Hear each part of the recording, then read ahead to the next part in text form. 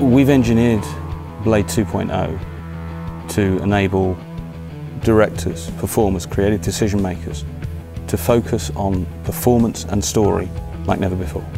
Our new real-time Blade 2.0 helps us deliver that simply because directors and performers are able to make informed creative decisions based on the real-time performance they're seeing in Blade. But these new real-time capabilities are just the first example of a completely new platform we've been developing. And by delivering robustness in the real-time, as well as scalability through distributed processing, it will open the system up.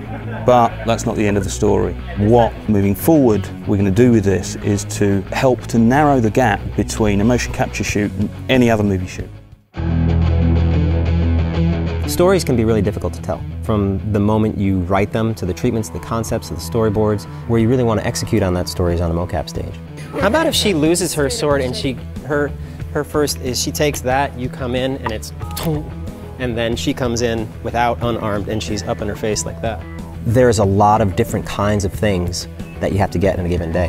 Now, specifically with Blade 2.0, it allows you to tell the story that you wanted to tell. Not having to worry about getting in close, of having the actors being physical with one another, of having big scenes with one another, or having the most minute or significant motions that you really want to capture. It allows the director and the actor to work on a really fluid basis. I can jump on the stage with them and really work through exactly where I want them to hit their beats while they're doing it, in the middle of their performance. That ability is extraordinary. The idea that the technology is not going to get in the way of you trying to tell a story, as if you're just in a room, just walking and working with your actors, is invaluable. The workflow in Blade 2.0 really helps me get things done quicker because it's all right there, it's in my face, and it's so self-explanatory. You can have all your actors in one scene, and just with a few clicks of the button, you'll have all those characters calibrated, solved, and ready to go. And the great part about it is that you can actually use your production skeleton. The increased robustness is fantastic. In the past, when like a mark would be occluded or be completely ripped off, you could see it actually happen within real time. I'm gonna peel markers off you and throw them on Richard. Okay. Cool? Yes. But now, with Blade 2.0 and the solve, it's invisible. You won't even see it happen. You don't actually have to reset IDs anymore. It just does it by itself. With Blade 2.0, it cuts our setup time in half and just keeps the day going.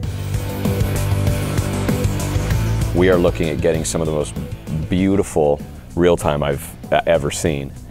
And at the same time, we're getting the strength of the back end that comes off of our T160 camera. So now we've got the best of both worlds. And action. You save time and efficiency on your end product by getting it right up front. Now we've got Blade, which is an entertainment-based package, and it's allowing us to get the most biomechanically accurate solves you can get.